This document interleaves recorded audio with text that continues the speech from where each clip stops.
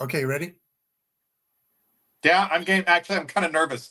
So Listen, listen, we're just listen. it's Don't so be funny. nervous. Don't be nervous. Don't be Yeah.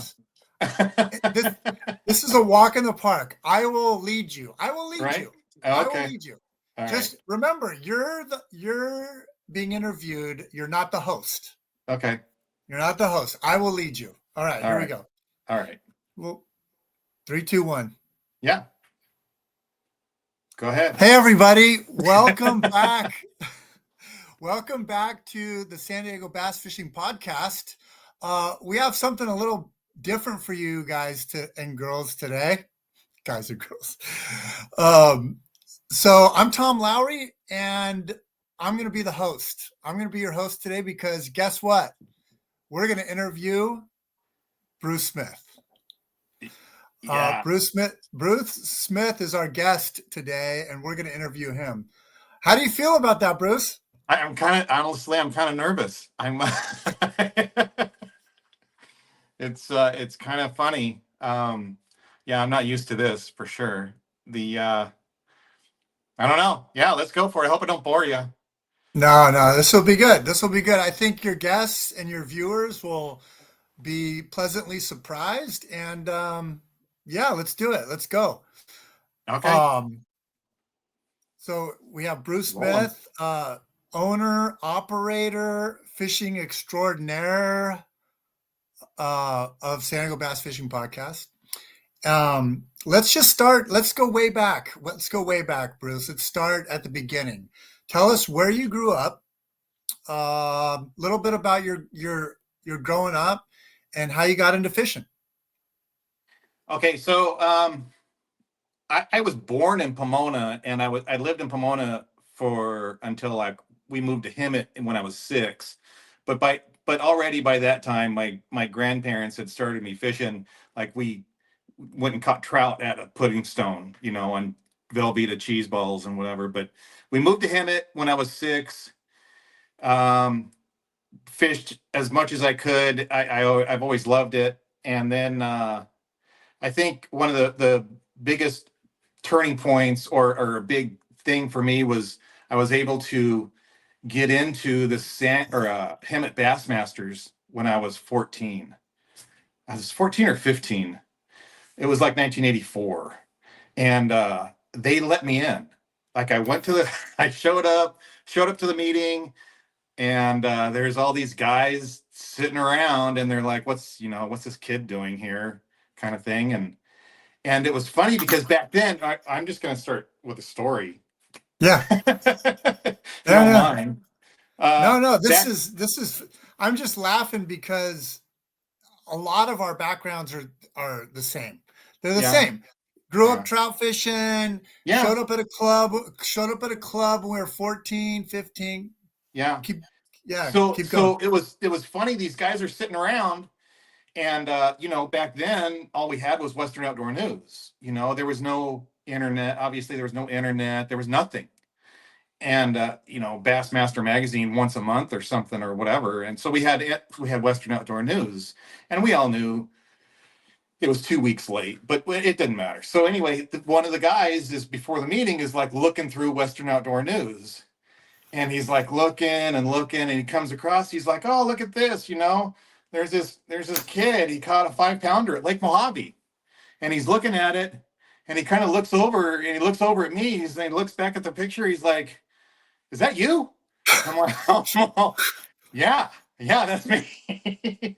And that was the first time I had been in Western Outdoor News, and it just happened to be that it was on the night that I tried to get into the Hemet Bassmasters when I was like 14 years old, and so anyway, it was a good introduction. That was that was kind of cool, and then they let me in, so I was in the Hemet Bassmasters for a couple years after that, and so then after that, I got a car and finished high school. I discovered girls and surfing and this other stuff, and just Yeah. and I did a lot of pond fishing, but I never got a boat.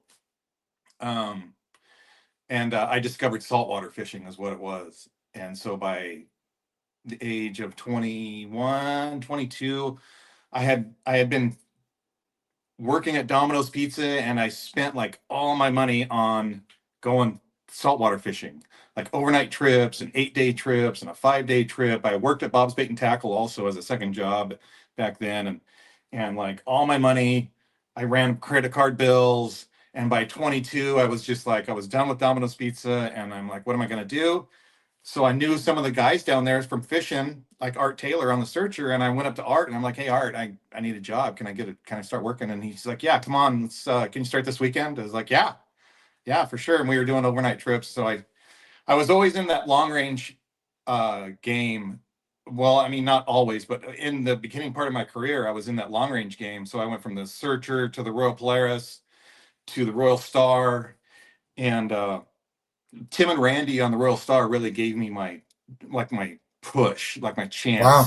Wow. They uh, they Wow. taught me a lot about the engine room, how to bring a boat back, how to get it home, how to keep your passengers safe, all that stuff. They gave me the chance to run the boat, but I didn't run any trips on the Royal Star, but I was driving it back and forth. They would fly home from Cabo, and I would bring the boat back home with passengers Wow. from Cabo and that kind of thing.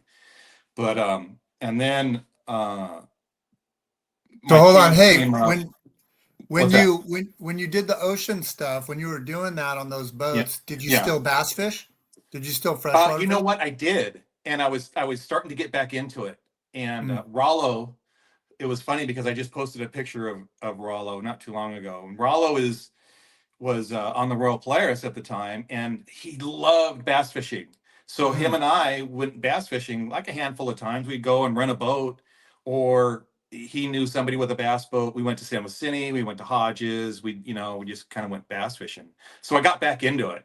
I was getting back into it at that point, and then I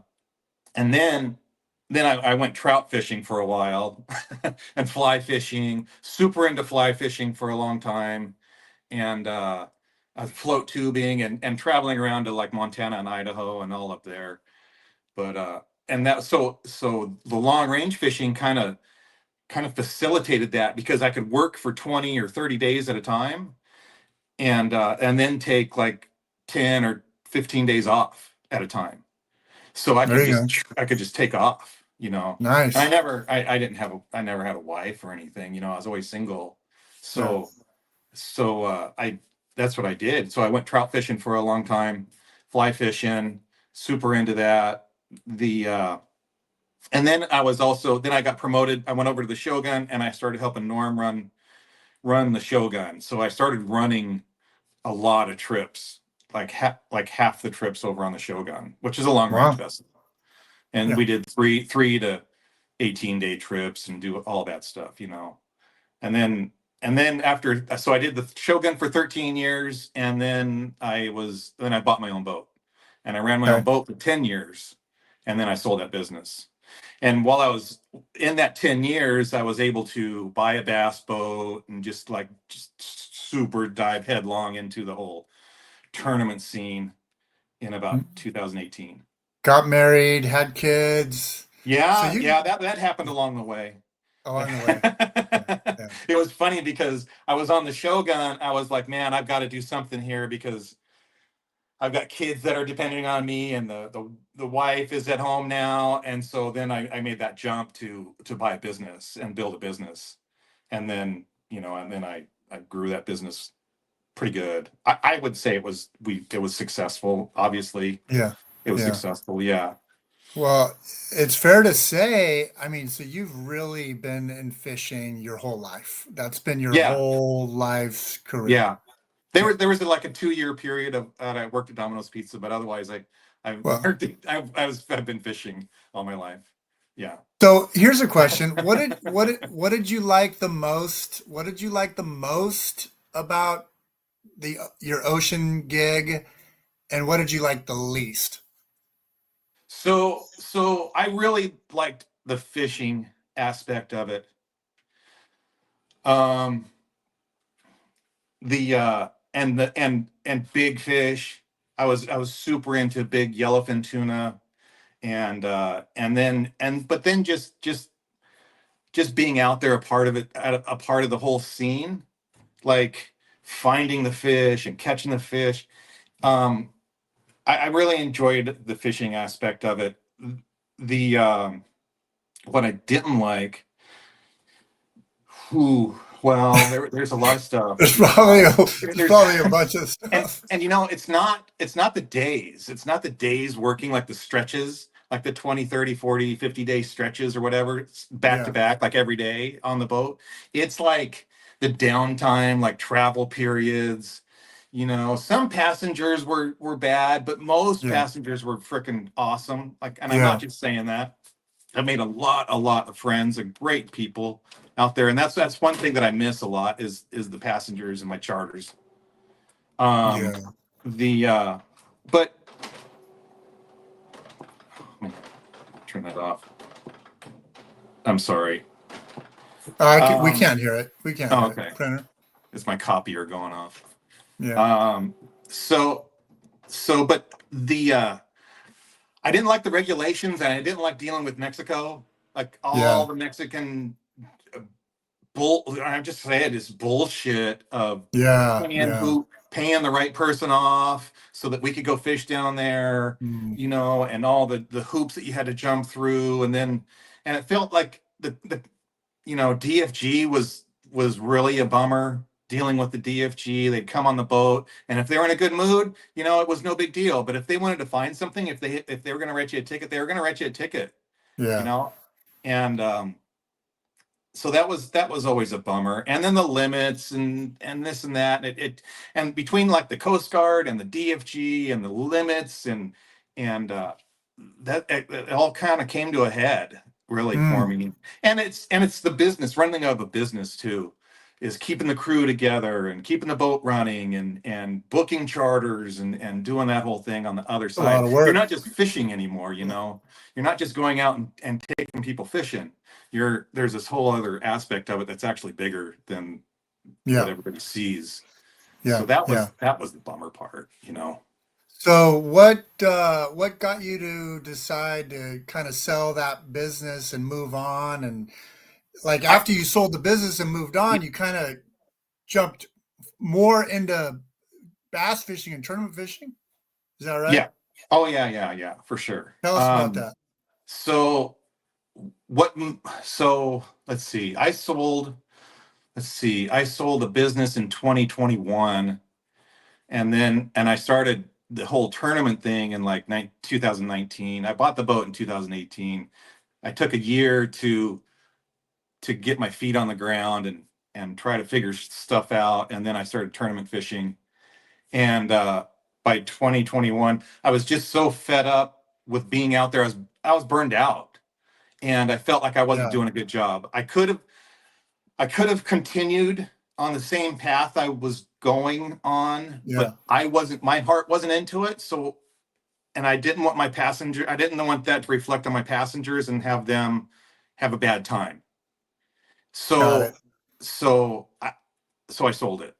Yeah, There was people that wanted to buy it, and they had wanted to buy it for a couple of years or a year, and they came back with me for a couple of offers, and then we decided we all agreed on how whatever. was that pretty tough? Was it pretty tough moving on? No, not at that point. At that point, You I were was ready. done. I was like, You were ready. You were I'm ready. out. You're ready. You're I'm like, out. oh, I'm going Yeah, to El Cap. I'm gonna go to El Cap. yeah. It was. It was. Yeah, yeah. A So, and lot of then those just ever guys, since. a, a lot of those salty guys, they like the bass fishing thing. Hmm?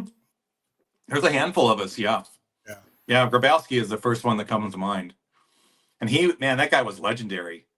He was absolutely in the long range fleet. Like, his name is literally, he's a legend.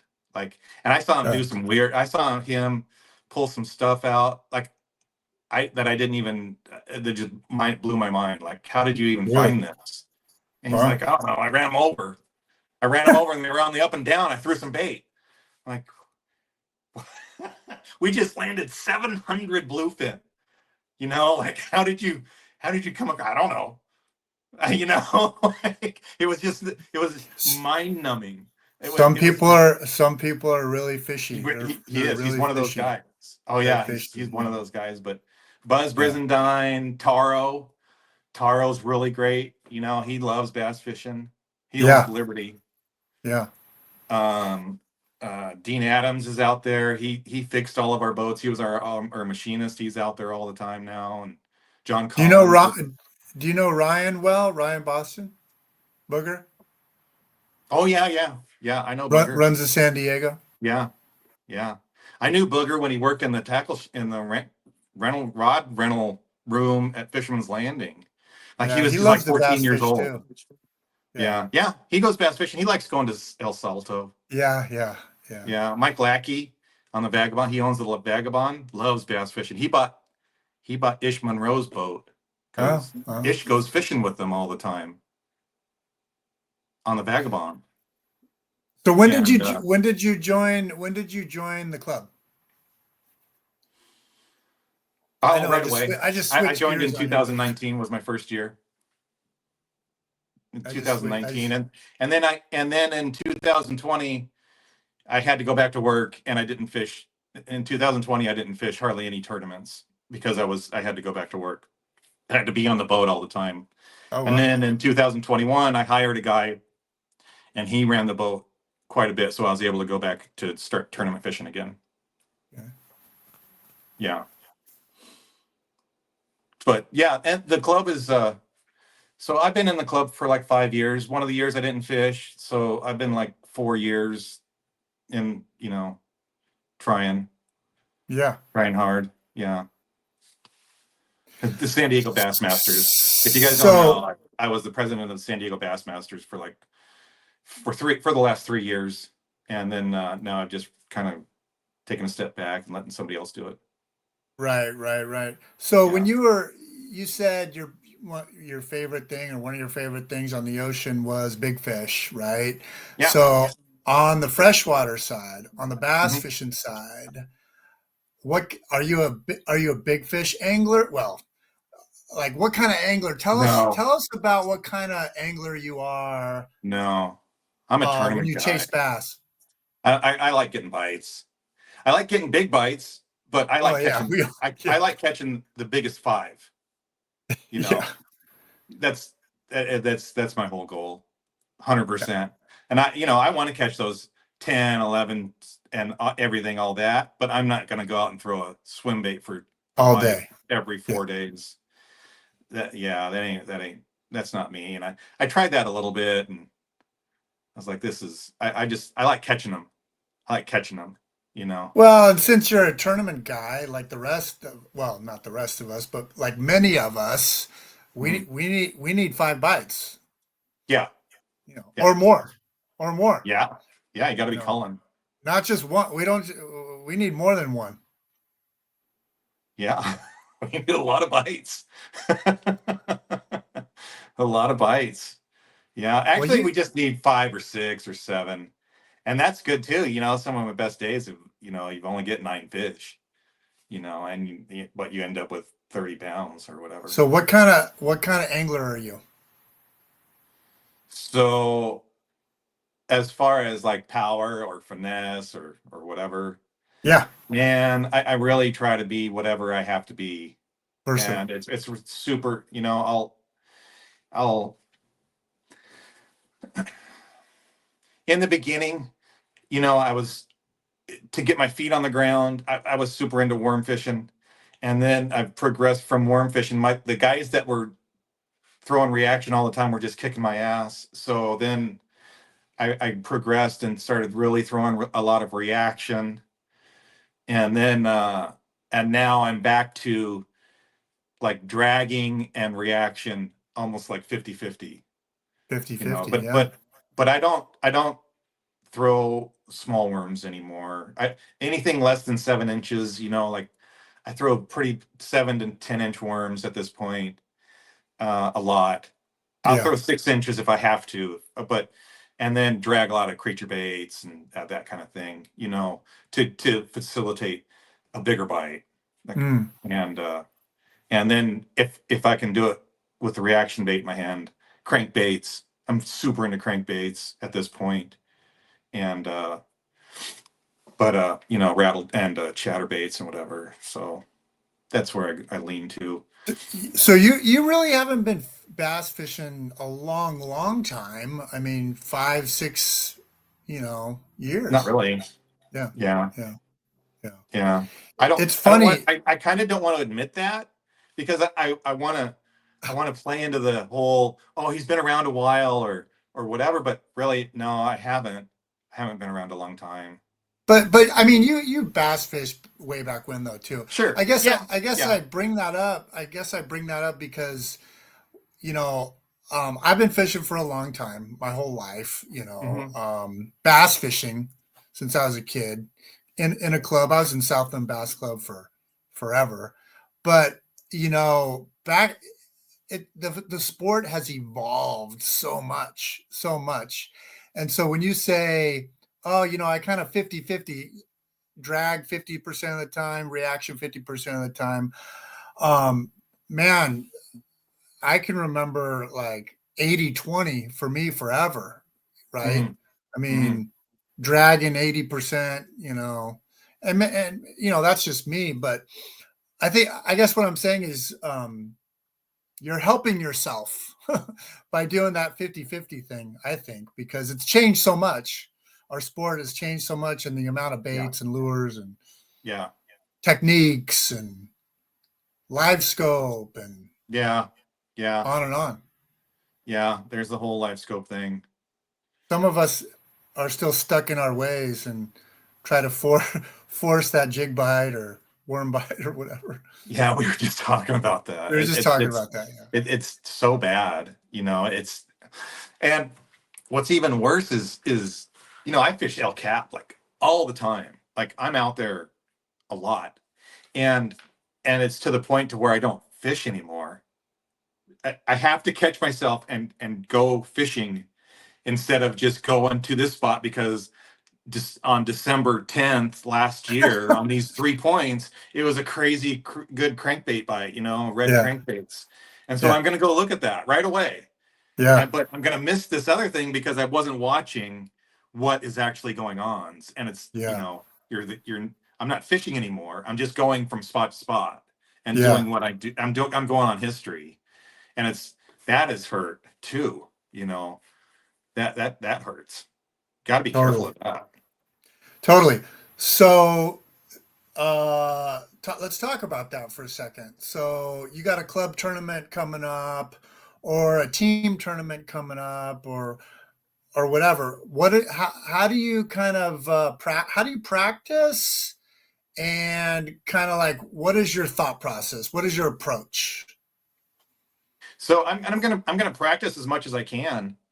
Um, but and then that's not great either because you'll stumble on some, you'll get on something and you'll just like watch it like disappear into the tournament, and then come tournament day, it's like, you know, you're catching 10 pounds when you were 10, you know, 7 days ago you were catching 20.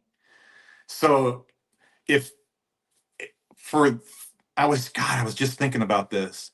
I was like, you know what? I'm going to go into this year and I'm going to practice 3 days ahead of time. I'm going to take 3 days. I'm going to practice for that tournament. I'm going to practice for 3 days. And that way I'm going to go in there and I'm going to look for the best thing I can find in those 3 days, you know? And sometimes you don't even find it until like the last day and the last afternoon. But Right, right. the, so that you're not fishing something that's old, you know, for the tournament. And because if it's there, you're gonna find it, whether Yeah. it's last week or 3 days ahead of the time or ahead of the time. This is how I feel right now, you know, and this could change like in a month. But so I'm planning on maybe just doing 3 days. We have tournaments coming up at El Cap. El Cap's obviously it's biting, so I'm gonna go Yeah, it's out there and fine. go fishing. But Yeah, I they have caught him to. good. They caught him good yesterday. Ah, they fucking smoked them, man. So I'm going to go in there and go over the stuff that I know, but I've got to start looking at other stuff. You know, Looking at, yeah. um, obviously, and go with the seasonal patterns and what I've seen during the season and where I've seen them in the past, and go look at those spots and start taking them off the list if they're not there, and then Yeah. going from there. You Yeah. know, Yeah. Yeah.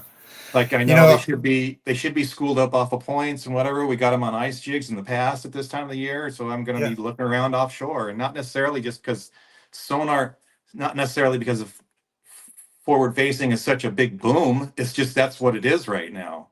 Yeah. I mean, granted, there was the guys in third place don't have forward facing sonar. You know, Dennis and Bob. They don't. They don't. Well, Dennis does, but they No, they don't hardly have use it. it. They have it, but Yeah, they they don't don't hardly use use it it. the way, a lot of people use it. They don't stare at the screen, And nonstop or whatever. and the other thing is too. I look at all the information that I can gather, and that information that I've gathered.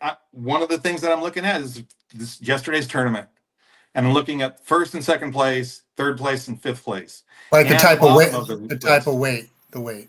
The weights, and so now I know what I have to aim for, Yeah. what I'm shooting for. There's four or Yeah. five 6 pounders biting, so if you don't catch those, you're not even going to be in the game. I And think, then I I think, know those anglers. I know what they do. I have a yeah. pretty good idea of Yeah. what those guys do. San Diego's pretty small, Yeah. so and I don't want to go out and fish their stuff. I'm not going to go out and follow them around, but at the same time, it's not a it's kind of a no brainer that Justin and Jake are offshore. There's a good chance they're offshore. You know, Yeah. I don't know. Bob is probably dragging something around. You Yeah. know, probably I don't know where. This is another thing because El Cap's so small, but it's not small. You know, Yeah. it's easy to miss. It's No, easy to miss. I don't think it was a scope bite yesterday, though. See, you got to be careful Yeah, with that. You got to be yeah, careful with that because we do, though. We do. We know anglers. We know each other. We know how we fish. And so when Jake and Justin win, you might be thinking automatically, oh, the scope bite or whatever. sure. When Bob and Dennis finish high, they got third yesterday. You might think, oh, they were dragging but be Yeah, careful with that. Be careful with that. I, yeah. that's because that's not always the case. Like Kevin got second yesterday. He had over 20. And no telling what he was You doing. have no idea what that You're guy that does because guy. he does everything. Everything. He does everything. Yeah, So, yeah. I know. so Super wild card. yeah. It's funny when you were talking a couple minutes ago and I asked you about how you approach a tournament or whatever, and you were saying some different things. Oh, you can't always go by practice because it changes this and that. I think it was I think it was when you were interviewing Kevin. You were interviewing Kevin, and Kevin said something like, Yeah, I fish for I fish to anticipating the future or something yeah, like that. yeah. He said that. I fish He for said what's that, and then next or something. he also said that he doesn't fish what he's going to fish during the tournament. Yeah, it's pretty wild. Pretty Yeah, wild. yeah, Yeah, it's pretty wild. I mean, just a quick personal story. Jason and I had a great practice for Anglers Marine San V that right. just happened. Yeah, We were on some decent fish, and then our tournament it just fell apart. It just fell apart, and whatever the weather, this that pressure. But I don't know. You have to. I mean, practice is practice. You have to practice, but it's just how many times are we going to learn that it's not? It's never a sure thing. You have to decide. You have to make the decisions on the water on game day. right. Yeah, You know, yeah, and change. You know. yeah, yeah. You gotta fish loose. You gotta fish a little loose. You can't force feed them. You can't make them do. Uh-oh, what happened Am I there? still here? You hear me? I got you. Yeah, that was weird. You there? Locked up. You there? Uh-oh, I'm You here. pick me up? I can't hear you. You can't hear me? I can't hear you. I got a Okay, phone time call. out, everybody. Time out, everybody. Uh, How about now? I can hear No? you. You can hear me? I can't hear you. You can't hear me? Push push your mic, the mic button, push it on and off. Hold on, You have a mic everybody. button? I can't hear you. How Son of about a now? bitch. How about now? I'm gonna have to send you another link, I Oh, guess, bummer. because I don't know how. How about now? No. I can hear you. Okay, I'll just send you another link and we'll start over. Or we don't have to start over. We'll just start from where we left off. How about that? Can you I'll, hear me now? I'll send you another link. Okay. All right. Okay. Are we back? Yeah. Hey, everybody, we're back. So that was part one. We had some technical difficulties, so this is part two. So I hope you stuck with us. You can merge them together, right, Bruce? Yeah, I just cut them up. Yeah. Cut them I up. do it all on iMovie. Okay. Yeah. So let's continue with our who is Bruce Smith interview today. Yeah, So we were getting pretty deep in the weeds. that's okay. So if you're just joining us, I'm the host today, Tom Lowry. Here I am. Uh, anyway, we'll keep it rolling. We're interviewing Bruce. Who is Bruce Smith? So we're just talking about kind of like bass fishing, preparing for tournaments, your approach, what kind of angler you are. And you said something, fishing loose. When I was at your banquet this year, and you won, I got to see you get your award for Angler of the Year. You got Angler of the Year this year in your club, San Diego Bassmasters. I remember you standing up there saying one of your goals this year was to fish more loose. Do you remember that? Yeah. Yeah. That's Tell yeah. tell us what tell the viewers what you mean by that. Well, you gotta read the signs. You gotta give them what they want. You can't force feed them. You gotta give them what they want, and you have to read the signs and be willing to change tactics when it's necessary. You know, so you kind of got to fish loose. You can't go in and just and go like they're gonna this is what we're gonna do. Unless it's like the second day of a tournament, you had 20 pounds a day before. Even that, I learned my lesson on that too. I got my ass kicked one day, one Yeah. tournament. I came in with 26 pounds, and I went out the next day, and I was just like, oh yeah, I'm gonna set frickin' club record. I came in with 2 fish the next day.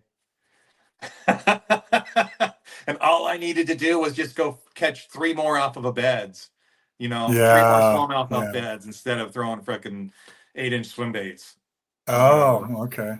But no, So you I had it didn't. in my Yeah. head. I had it in my head. I was just like, this is what is going to happen. And I paid for it. Yeah, yeah, yeah. We still do it. We still do it. That hurts us. So, so you got a lot of things going on, Bruce. You got the podcast. You're super involved in the kids club, the SoCal Junior Bass Anglers Club. Tell us about that. Tell us about the junior club. Tell us about those kids. Tell us about the kids, how they fish. We were just talking about it before we started. um, what you see in these kids, how they fish, what they do, what are they into. Tell us about that. Yeah. Oh yeah. They're good. There's some Yeah, kids that are, they're, they're adult level anglers, and they're 15. Like Bryce just turned 15. He yeah. took Angler of the Year in North County Bass Club, Bass Come on. Masters from the back seat. Wow. Like, like, wow. It kind of makes you scratch your head. Um, but they're just super open to doing new things and trying new things. And if it's not working, they're doing something else and they're trying to figure it out. If they're not biting on something, like Bryce was telling me that He's like, okay, what are you using? Are you using the fish arrow with the single tail or the double tail? I'm all, the double tail. He's all, oh, okay. So they want a slower presentation that sinks slower. And I was like, yeah, I guess. Man, that's What? technical. That's technical. I just had it because that's what I had in my tackle box. That's what I was Yeah, using. But yeah. he's like, no, the single tail sinks faster and it reacts different and do this and that. And it's more, they like it better if it's this way. And how big of a jig head are you using? 1.9 grams or 2.3? How fast is it sinking? Are you keeping how are you 2 feet above the fish or like 5 feet above the fish? I was like, wow, he fucking gets it, you Yeah, know, like it's yeah, it's it's kind of impressive. So I mean, I wouldn't have any problem putting them in my boat for like the East County tournaments, because they yeah, can catch them.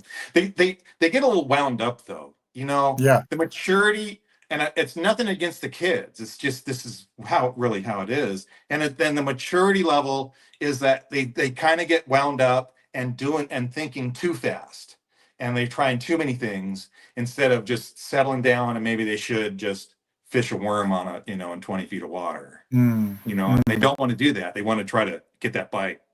yeah. But some of them do, some of the 18-year-olds, 17-year-olds, they're starting to ratchet down a little bit and and be more mature in the way that they fish. And then they think about it more, or look at the more of the big picture kind of thing. Your But daughter, how's what about your daughter? Tell us about her. Is she, so so Ava she's in, is yeah. she's been in the juniors since 2019, and So, which was that's when Andy was running it.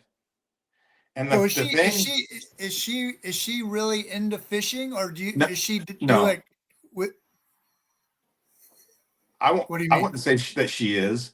Okay. Like she goes out when I ask her to go out, and Yeah. she's what she is super competitive. Like Okay. it kills her not to win. She Oh, comes okay. home, she's in a bad mood or whatever.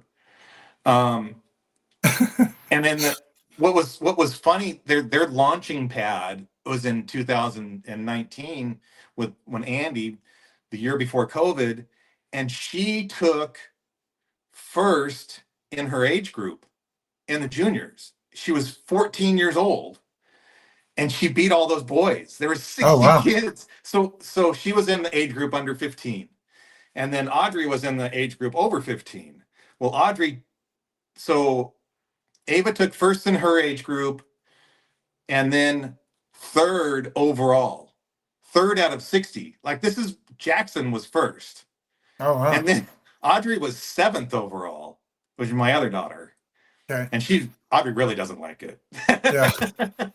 And all we did that year was throw drop shots and thin Cincos and Mm, some flukes.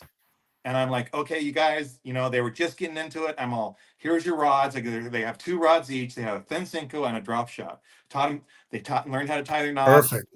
6-inch or 4-inch, 6-inch worms, this and that, gave them some colors. And they went out and they just fished drop shots and they kicked everybody's butt off the back of the boat. Like, like, There you go. and the kids, the boys learned from that Mm, because the boys at that point, I felt, were like super into like, oh, I got to throw a frog all day. I got to do this. I got to throw a jerk bait. I got to do that. And they were just all all over the over the place. place. All over the place. Yeah. And Yeah. then they had these two girls come in and just and win. They were like third place, fifth place, sixth place, all year. They were up there in the standings. And Good. I'll tell you, a lot of it has to do with they had good draws. Like they Oh, had okay. good partners. The Yeah. first the first one was the first draw Ava had was John Grabowski. And he Yeah. took him out and they just caught him hand over fist Yeah. all day long. And she came in and I think she had like a fifth place or something that first one. So that kind of set us off on the right foot. Does Ava play another sport outside of fishing? Ava is crazy. She does FFA. She swims. she's water polo and tennis. So she's captain of Holy the tennis. cow. Holy She's cow. captain of the tennis team. She's Well, she's that's why 30. she's competitive. That's why Yeah. she's so So competitive. she's in water polo now, and they have a water polo. I go to all the games, all the water polo games. It's a lot of fun. And then she raises Cool. pigs at FFA. And then what was the other one? Anyway, yeah. So she's she's way competitive. Like Wow. she sells her pigs at the end of the year and gets money from that. And oh yeah, Wow. Ava's a rock star. That's cool. That's She super doesn't think cool. so, but she is. She'd see her Letterman's jacket. It's like all the belt sleeves are like full, and like That's cool. it's all the patches. It's like crazy. Is Yeah, she gonna keep fishing? yeah, yeah. So she's got one more year of juniors, and then so this will be her last year of juniors for the junior club, and then we'll go from there. She's talking about wanting to go fishing with me, on one of the tours, like East County next year. Yeah. Not this year. Jim's going to fish with me this year, but maybe next year, or National Bass West or something. And we're entertaining the idea of going back east and fishing Grand Lake for one of the national tournaments, but I don't know if we're going to make that because we have some Nice. other obligations at the time. But we might. Yeah. We might. I Yeah. don't know. So you got the junior stuff, the podcast, you're gonna do some team stuff. What else is going on with you? What else are you doing? I'm guiding. So Oh, so that's a the that's a guide big business. deal. That's what I Guide want business. to do at this point. Yeah. If I could guide as much as Andre, I'd be set. I'd just be Oh, like happy as a clam. oh man. I don't know if anybody can keep up with that guy. I don't That know if guy, anybody can keep up with he was Andre. there today. He was Yeah. dropping his boat in the water when I was leaving. He's a machine. That Yeah, dude's a yeah, maniac. yeah, That dude's yeah. a He's good at it. maniac. He's really got the Super right good. attitude. You know, he had that social media presence to get him to launch him, Yeah. and then he's just like taking it to another level. Really, yeah. So which team orgs are you gonna fish coming up? So I'm gonna do East County bait and tackle. Last year I felt like we spread ourselves too thin and we didn't do very good. So I'm gonna concentrate on East County bait and tackle. I really want to do well in that tournament series, and then I'm gonna go AAA for Western Outdoor News for most of the tournaments. I think. Oh, you're gonna try. Like Okay, you're gonna like try I'm the gonna trip. go. I'm Yeah, gonna go AAA and go to Shasta, AAA for clear, and it just depends on how I end up with those. yeah, If I'm high up in the AAA standings, then I'll probably go AAA for Havas and the remainder of the year for AAA. But if I'm not high up in the standings, then I'll probably go pro for Havasu and like AAA for yeah, Mead probably. need. Yeah. Yeah, because my boat, the boat's she's kind of getting long in the tooth. Mead's a big Mm, lake and it's a 25-gallon tank. I just couldn't I yeah. couldn't Oh, I couldn't rightly do it the way the way I would want to do it, at Mead. I hear you. It's Yeah, so, and then we'll just see, play it by ear. But the first two, Clear and Shasta, I'm gonna go AAA for sure. That's yeah. what I'm gonna do. And So Shasta, I'm just gonna drive up there and just go fishing and then come back. nice, I nice. I'm not gonna like So just extend in it and try to case, free fish and do all that. I'm just gonna go up there and do it and come back. so just in case the viewers, I mean, I think everybody knows what we're talking about, but just in case the viewers don't know, and we talked about this on a previous podcast. So the Western Outdoor News Pro-Am series are, professional entries and then AAA amateur backseat entries. Um, and I mean, I think it's a killer deal. I think it's a great program that Billy does. And, um, Todd Klein did that AAA He did. program Yeah. Yeah. for years. And now look at him.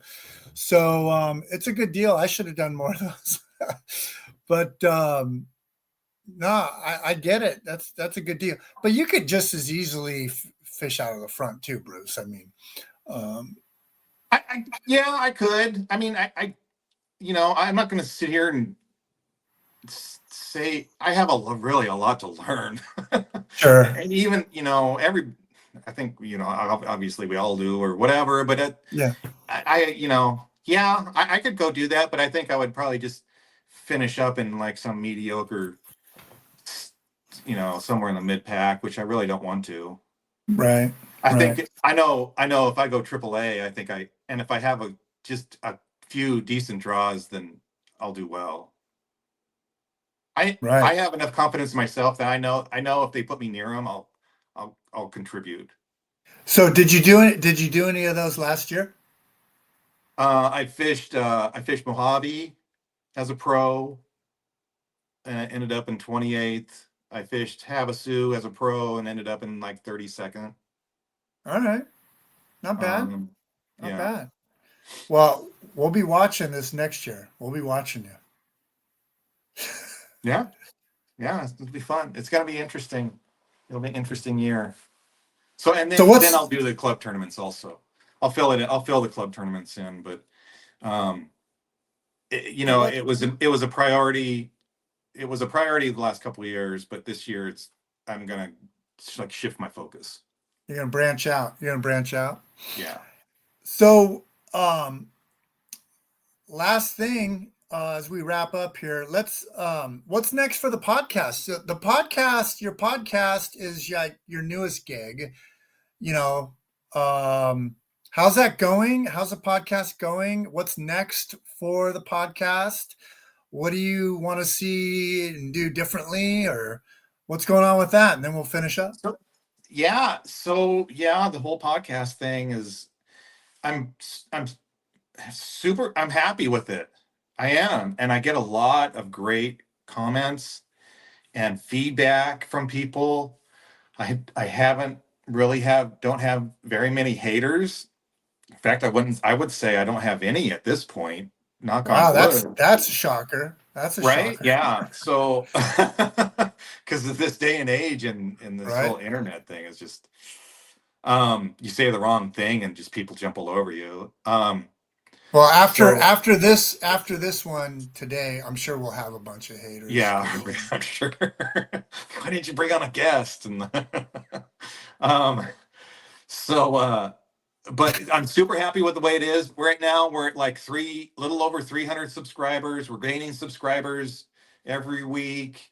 We have a very solid base of organic viewers, which is not like paid viewers or bots or whatever. It's all whatever you see there. Those numbers are very solid, even though they're not huge. Homegrown, Um, homegrown, they're homegrown homegrown. viewers. Yes. That's Yeah. awesome. That's So awesome. everybody's watching and they're subscribing a little bit. So I've been really happy with it. So I would like to see, my goal is like a couple thousand subscribers with this Okay. channel. Well, That would be a goal. 300 in a short period of time is pretty darn good, man. So yeah, basically we started at the end of July. So we started in July. So we're that's how long it's taken us so far. And the more you grow, the faster it grows. Like when you get to 1,000 subscribers, all of a sudden you're not just getting 3 subscribers a day, you're getting 20 Oh, wow.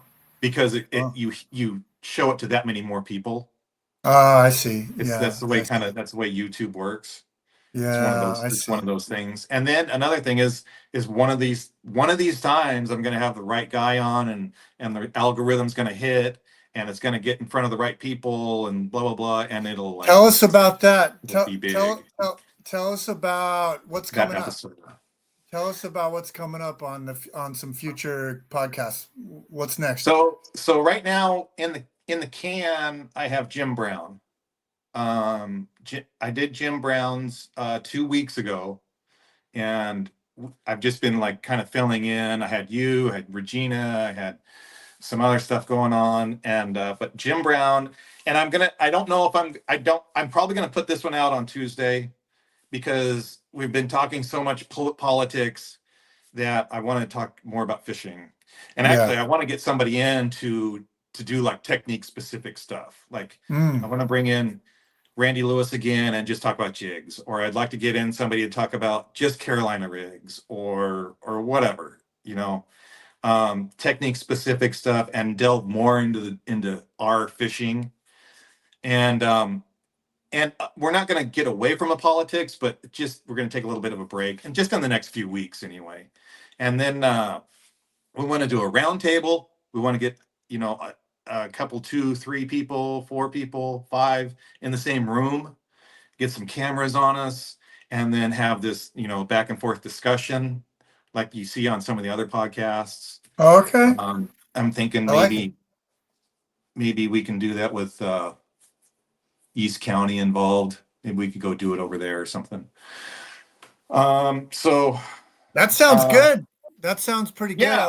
I like the technique specific stuff. We didn't really get too technical or technique specific today.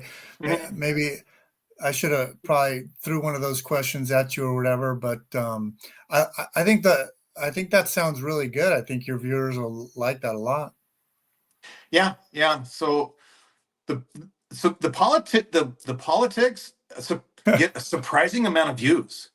Like Really? when I did that whole LAFCO thing, Yeah. that thing like it shot right up. People were all over it. But Wow. then, in the comments of some of the others, like, oh, well, what's everybody's favorite technique for doing this, or blah blah blah. So yeah, Yeah. there's Yeah. both. There's both. And I want to hit all Done. different facets of the fishing. Like I'm gonna have Tommy Gomes on,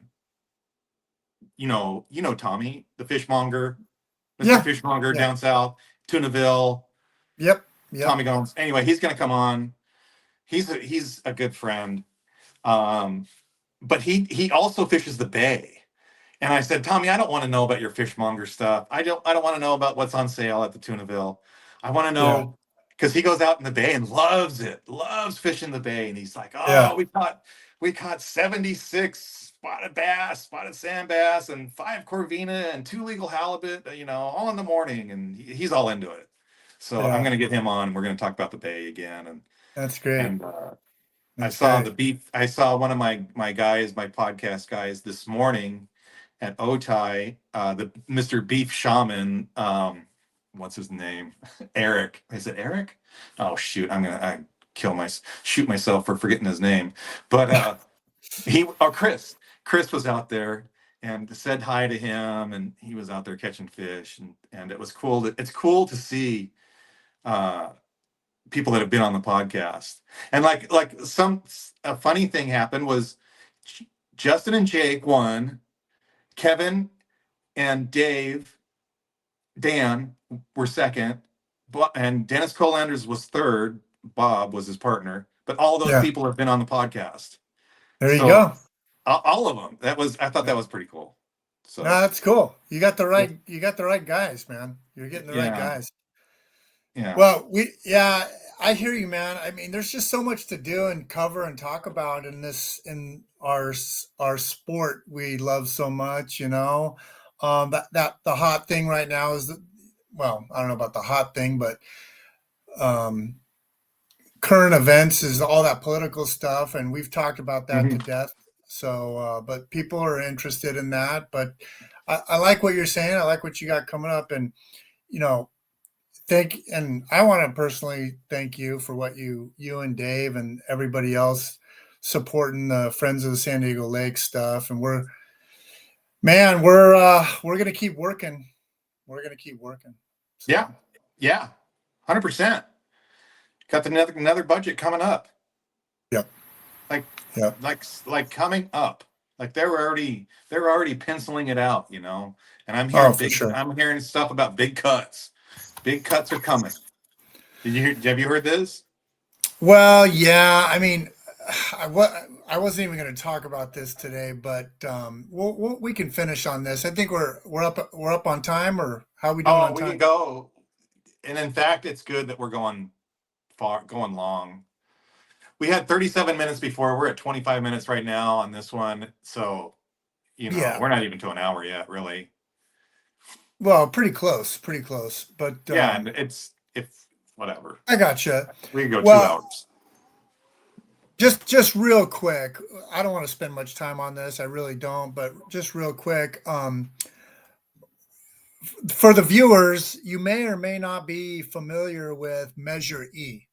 Measure E was a proposition on the ballot for the city of San Diego in the most recent elections, that was going to raise the sales tax within the city, not the county, not unincorporated, but raise the sales tax 1% in the city of San Diego, right? And so the city people were really counting on that passing, really counting on Measure E passing because it was going to bring like $400 million of new revenue. Guess what? It didn't pass. No, It did not pass. no. Measure E didn't pass. So the San Diego voters said no, turned it down. So that's why Todd Gloria, our mayor, is, out there on the news channels and all that, about how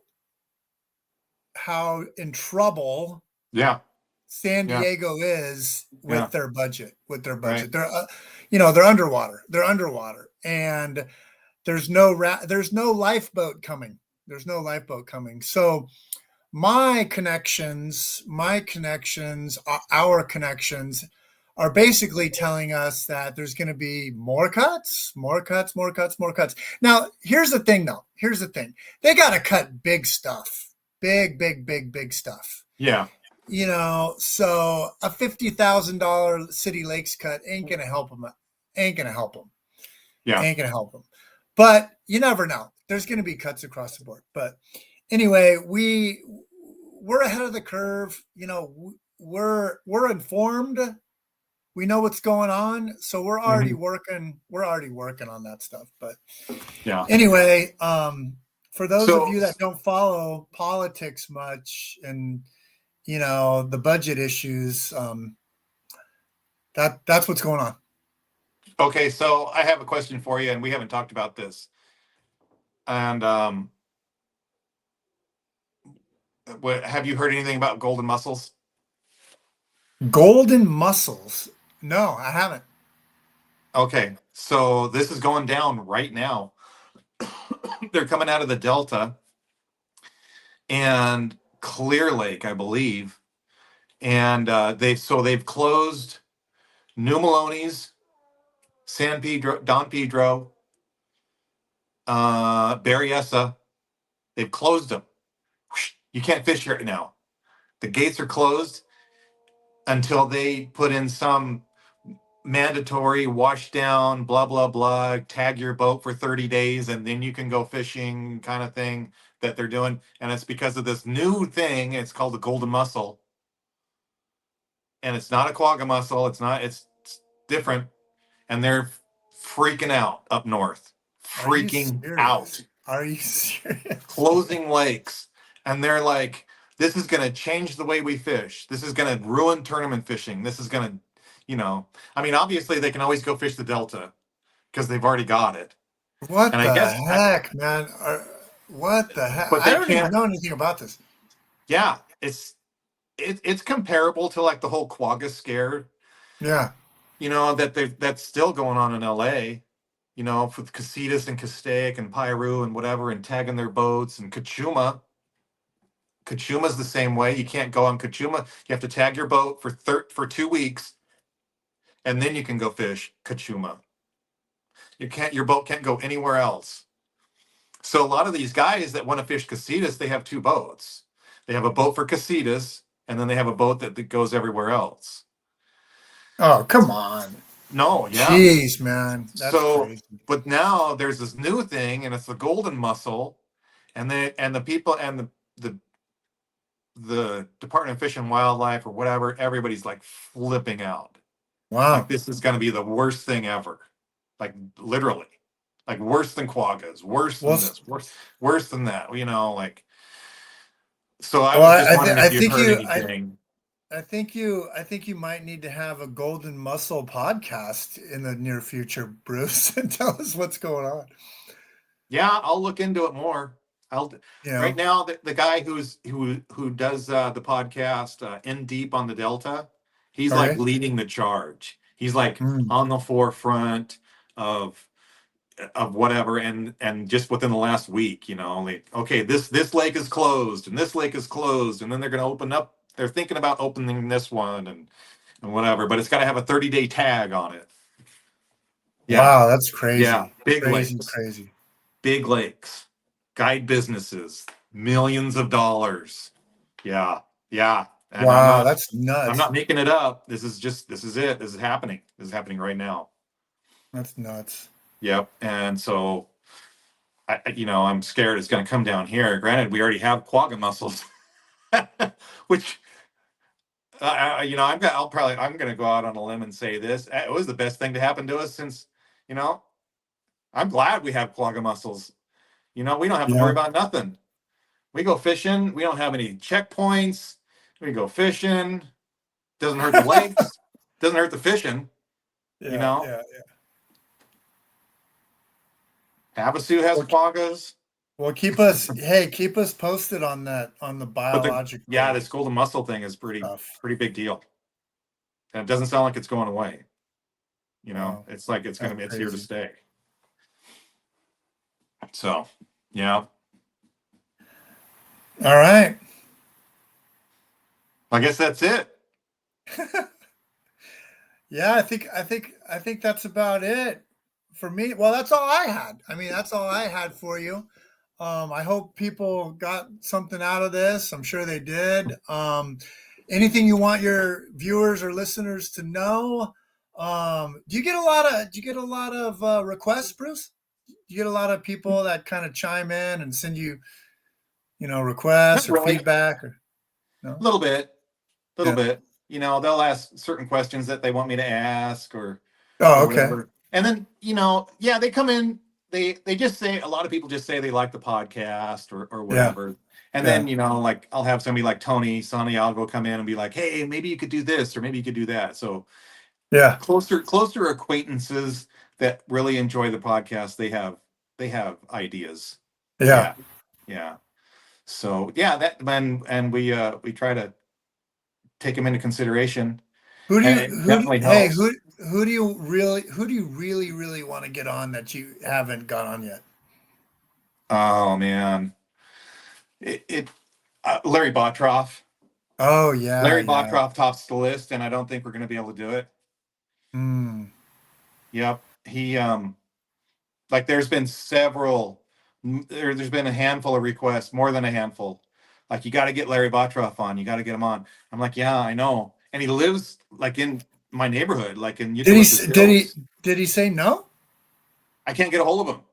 Oh. And I saw him at Jim Slide's deal, but I didn't want to go up and talk to him at that point. He was with Oh, that Penguin. was your chance. That was your I chance, know man. it. I You got to know. do it. We'll get him on. We'll get him on. So yeah, but Hey, Larry, if you're listening, Larry, we want to get you on, buddy. yeah, I mean, he That has would be legacy awesome. stuff. That would have to be a 2 hour. That would have to be a 2 hour. Oh, and I would think it would probably be easy for him. 2 hour. Yeah. Just the stuff that he's seen, like how many big fish do you think that guy has seen? Like like going around in the heyday of San Diego lakes and electroshocking Hodges or whatever, and just how many how many do Well, you and think checking he's all of seen? our fish. He used to be And at checking all the them, weigh-ins. He used to be at all all the the weigh-ins weigh-ins. checking our fish, man. He could tell you, this fish, oh, they spawned, they're well Yeah, spawned out, not spawned. Some have, some haven't. How old they are, why they're healthy, the condition of the lake, all kinds of cool stuff. yeah, Yeah. yeah, yeah, Legend, yeah. Legend. legend, Yeah, legendary. Him. yeah. All right. Well, thanks for having me be the host today to learn more Oh, about who thank is you. Bruce Smith. Thanks for bringing this up. Yeah. Yeah, there was a No, couple. I think Randy Lewis was joking about it the other day. He's like, "We need to interview you," and I was like, "Ah, nobody wants to hear my story." But no, I it's a really neat. appreciate you bringing it up again and being like, "Okay, we're gonna do this." Yeah, that was cool. Thank you. Hey, it's a great story, man. I bet a lot of people didn't know all that about you. It's a great story. Yeah, Thanks maybe for not. sharing. You're Thanks for welcome. sharing. All right. Well, Well, I guess we'll end this. I'll talk to you later. hey, thanks everyone, and All right. we'll see you around. See you on the Okay. water. All right. See ya.